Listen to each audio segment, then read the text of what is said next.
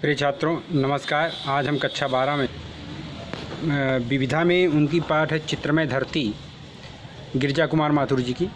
उसी का अध्यापन कराएंगे। क्या सुंदर वर्णन धरती का माथुर साहब ने किया है।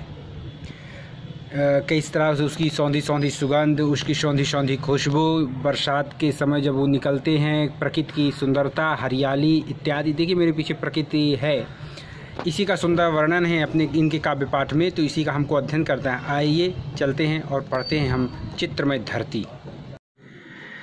ये धूसर सांवर मटियाली काली धरती फैली है कोसों आसमान के घेरे में। रूखो छाए नालों के हैं तिरछ ढलान, हरे भरे लंबे चढ़ाव, झरबेरी ढाक कास से पूरित टीलों तक, जिनके पीछे छिप जाती हैं गढ़ बाटों की रेखा गहरी।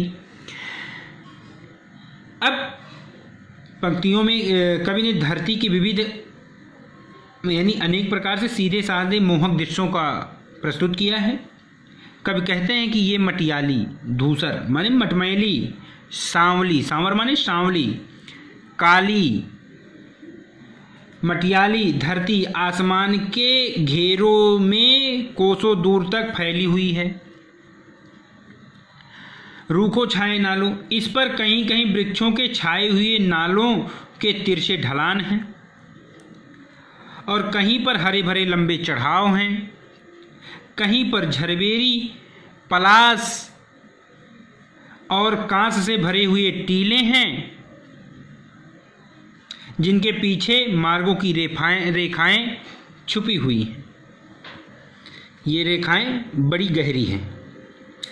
ये सौंधी घास ढकी रूंदे हैं, धूप बुझी हारे भूरी, सूनी सूनी उन चरगाहों के पार कहीं, धुंधली छाया बन चली गई है पाते दूर के पेड़ों की, उन ताल वृक्ष के झोरों के आगे दिखती। कहीं पर सीधी सौंधी घास वाला मैदान है, जो सौंधी माने मुझे खुशबुआं दे, जिन पर दूर दूर तक धूप फैली हुई है। सूनी सूनी चारागाहों के उस पार पेड़ों की पंक्तियां दूर तक चली गई हैं, जिनकी धुंधली छाया दूर तक दिखाई दे रही है।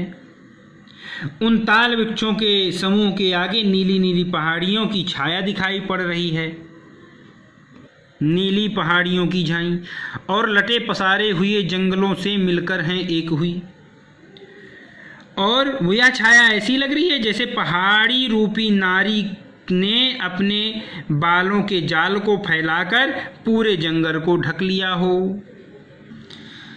यह चित्रमयी धरती फैली है कोसों तक, जिसके वन पेड़ों के ऊपर नीमों आमों बट पीपल पर निखरे निखरे मौसम आते कच्ची मिट्टी के गांवों पर भर जाते हैं खेरे और खेत फिर रंग बिरंगी फसलों से, जिनमें सूरज की धूप धूप बन रम जाती, हर दाने में रच जाता अमृत चंदा का। यहाँ अनेक प्रकार के दृश्यों का वर्णन, पृथ्वी के सुंदरता का वर्णन करता हुआ कवि कहता है कि काली मिट्टी वाली धरती, यह चित्रमयी धरती फैली है कोसों तक। मिट्टी कोसों दूर तक फैली हुई है इन पृथ्वी पर उगे हुए जिनके वन पेड़ों के ऊपर।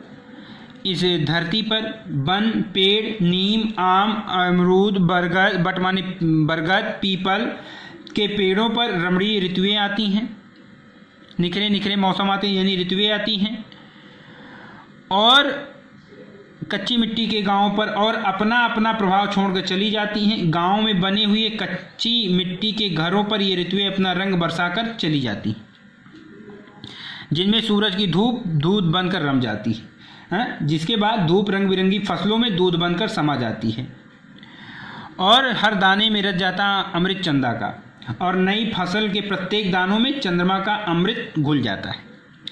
इस धूसर सांवर धरती की सौंधी उसास, कच्ची मिट्टी का ठंडापन, मटियाला सा हल्का साया, तन मन में सांसों में साया, जिनकी सुध आते ही पड़ती ऐसी ठंडक इत प्राणों में, जो सुबह ओस गीले खेतों से आती हैं, मीठी हरियाली खुशबू मंद हवाओं में। इस भूरी काली धरती से निकली होने वाली जो सुगंध है, उस कच्ची मिट्टी की ठंडक बहुत ही सौंधी सौंधी खुशबू सी लगती है। उसका ठंडापन, मटियाली सा हल्का साया, मटियाले रंग की साया मेरे तन और मन और सांसों को आनंदित कर देता है।